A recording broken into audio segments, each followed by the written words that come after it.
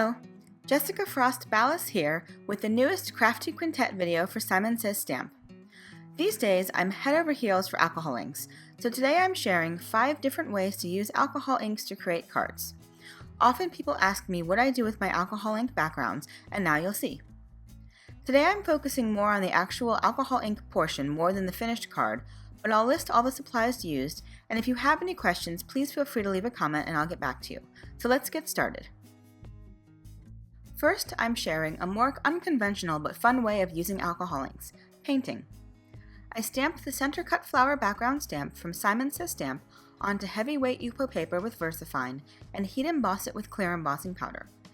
Yupo paper is a synthetic plastic paper and it tends to warp with heat. I've found the heavyweight Yupo is the only paper that will consistently hold up to heat embossing without melting. Make sure your heat gun is nice and warm and really keep it moving while you're embossing in order to avoid melting the paper. And I have one extra little trick. Once your image is totally embossed but the paper is still warm, gently bend the Yupo paper back and forth while it cools to help it get rid of any weird lumps or bumps. Once it's cool, it's pretty much in the shape it's going to stay in, but while it's warm you can still move it a little bit.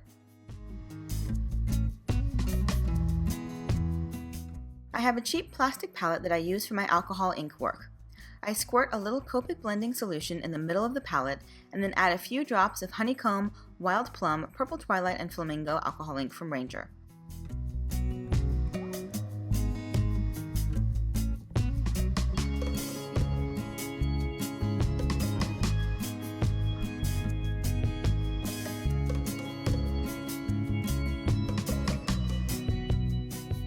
Next, I use a synthetic brush to paint the image. I add a little alcohol ink to the center of each petal and then blend it out with Copic blending solution. When I need to change colors, I simply swish the brush in blending solution until it runs clear. The blending solution seems to hold the color on one side of the opening so that you can keep dipping into clean solution on the other side. You can also mix the alcohol inks to get different colors. Once I'm happy with the way it looks, I set it aside to dry.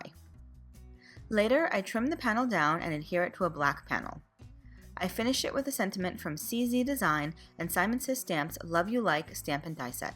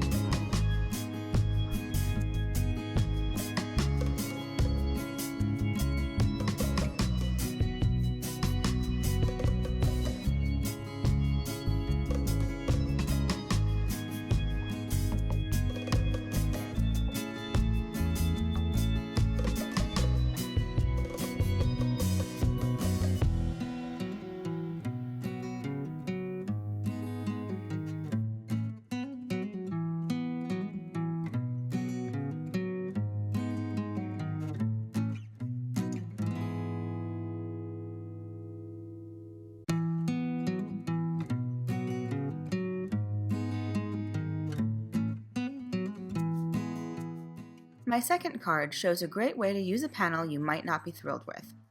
Sometimes the colors just don't mix the way I wanted them to, and instead of tossing it, I'll use it to die cut something. For die cutting, I usually use transparent or medium weight Yupo. The heavy weight Yupo is a little too thick to easily die cut an intricate image. For this panel, I use the leftover alcohol inks, and this time I use a pipette to apply a drop of ink and then a little blending solution around the ink. Then I use an air puffer to move the inks around and blend them together. The air puffer was purchased at a camera store and is intended to clean camera lenses. If you happen to have the marker spritzer, that would also work. Or you can use a straw, but I feel like the puffer gives me the most control. Once this panel dried, I decided I wasn't a huge fan of it. So I die cut it with the heart mandala die and adhered it to a white card base, and suddenly I was in love. I used the same Love You Like stamps and dies to finish the card.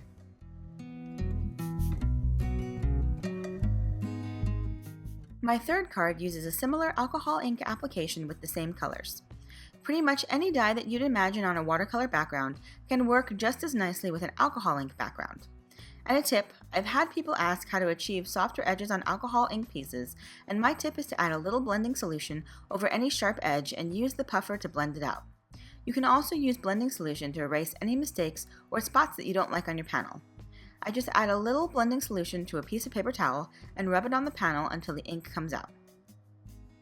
And on a safety note, I do recommend working with alcohol inks in a well-ventilated area, otherwise the fumes can be a little overwhelming. And if you have any respiratory or breathing issues, I'd recommend wearing a mask just to be safe. Also, you can use latex gloves if you prefer to keep your hands clean. I don't mind the ink stains, but you'll see as we go along, you can definitely end up with some inky fingers.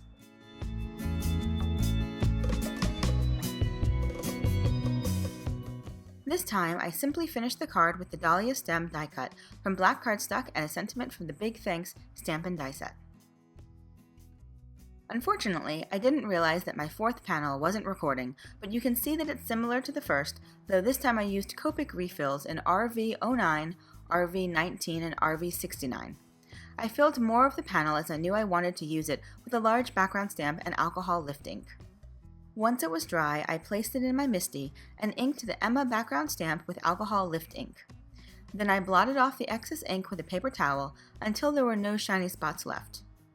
I used a paper towel to carefully buff off the ink to reveal the pattern below. When working with the alcohol lift ink, you want to make sure to blot off the excess before rubbing, or your design will end up a little muddy. I finished this card with sentiments from the Big Thanks stamp and die set. My final card shows how to use foil and blending solution to change up the look of your alcohol ink panels. This time, I applied the ink directly to the Yupo paper and then added blending solution with a pipette. I used my air puffer to move the ink around until I was happy with the coverage. As I was puffing ink around, I kept some of the thicker lines to use with foil.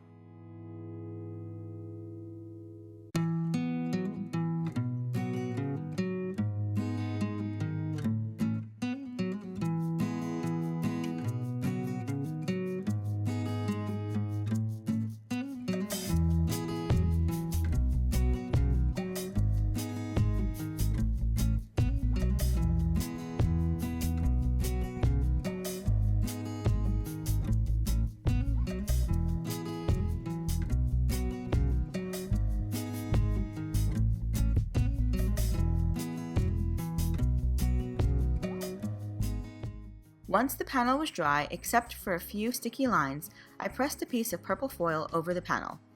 The foil sticks to any wet ink with no special adhesive needed, resulting in a marble look with a gorgeous shiny foil.